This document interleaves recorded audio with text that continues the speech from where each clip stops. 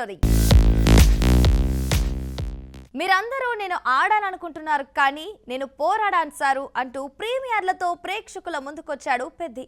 Mega power star Ram Charan, Janhvi Kapoor జంటగా ఉప్పెనతో కలెక్షన్ల సునామీతో పాటు నేషనల్ అవార్డు కొట్టిన బుచ్చిబాబు సానా డైరెక్షన్ లో స్పోర్ట్స్ బ్యాక్ డ్రాప్ లో వచ్చిన pan India movie Peddi. Peddi నిర్మాత వృద్ధి సినిమాస్ అధినేత వెంకట్ సతీష్ కిలారు రంగస్థలం అప్పుడు నాకో సినిమా చేయాలి అని చరణ్ ని అడిగితే అది గుర్తు పెట్టుకొని పిలిచి మరీ పెద్ది రూపంలో పెద్ద బాధ్యత అప్పచెప్పారు చరణ్. మైత్రి మూవీ మేకర్స్, సుకుమార్ రైటింగ్ సంస్థలు సతీష్ కి సపోర్ట్ గా నిలిచాయి. భారీ budget film, pan India range release, Uttarandhra నేపథ్యంలో సాగే పీరియాడిక్ స్పోర్ట్స్ డ్రామాగా తెరకెక్కిన పెద్ది దాదాపు 280 రోజులకు పైగా షూటింగ్ జరుపుకుంది.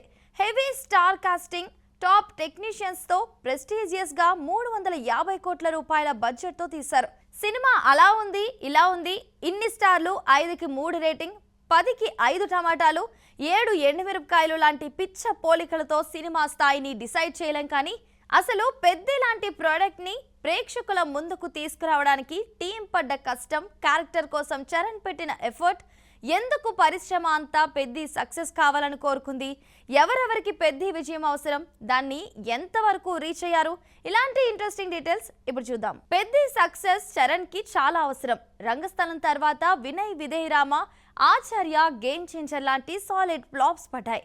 RRR గ్లోబల్ స్టార్ గుర్తింపు తెచ్చిన రాజమౌళి, జూనియర్ ఎన్టీఆర్ ఉన్నారు కాబట్టి అది వాళ్ళతో షేర్ చేసుకున్న సక్సెస్ తప్ప క్రెడిట్ చెర్రీ ఒక్కడికే ఇవ్వలేం. పెద్దిలో మస్సా మస్సా సాంగ్ చూస్తేనే తెలుస్తోంది ఈ సినిమా కోసం చరణ్ ఎంత కష్టపడ్డాడో.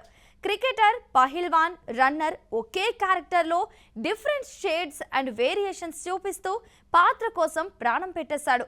పెద్ది సక్సెస్ లో మేజర్ క్రెడిట్ చరణ్ కే దక్కుతుంది అని సినిమా చూసిన వాళ్ళంతా చెప్తుంటే అంతకు మించి ఇంకేం కావాలి చెప్పండి. దేవరాతో టాలీవుడ్ ఎంట్రీ ఇచ్చింది జాన్వీ కపూర్.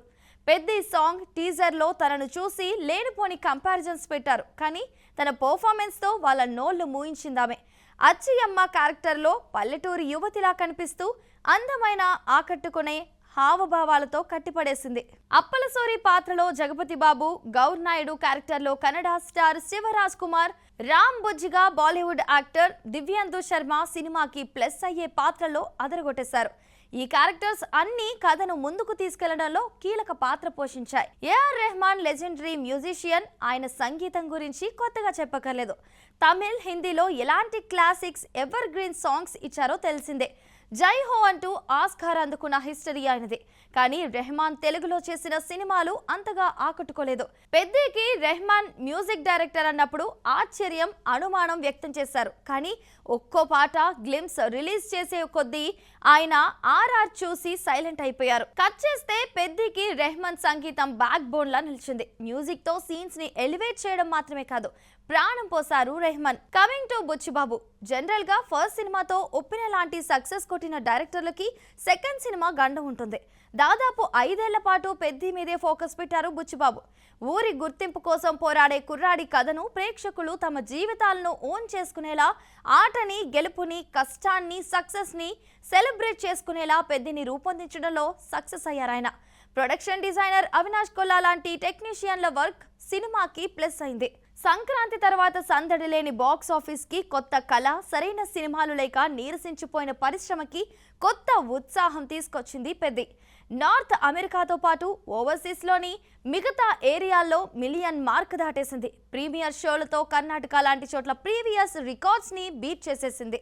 సినిమాకి యునానిమస్ గా బ్లాక్ బస్టర్ టాక్ వచ్చేసింది. అందరికీ నచ్చుతుందానంటే వాళ్ళకి ఇలాంటి సినిమా మళ్ళీ చూడగలమా ఏంటి అనే పంచ్ లైన్ తో ఆన్సర్ ఇవ్వండి. అయినా వస్తున్న వసూళ్లే ప్రూవ్ చేస్తాయి కదా.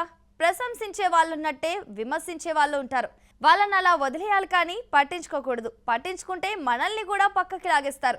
సో ఓవరాల్ గా పెద్ది సినిమా పరిశ్రమకి, థియేటర్లకి కొత్త జోష్ తెచ్చాడని చెప్పొచ్చు. సో ఇదండి ఇవాళ ఎపిసోడ్. మరో ఇంట్రెస్టింగ్ టాపిక్ తో మళ్ళీ కలుద్దాం. Keep watching Mahaa Max.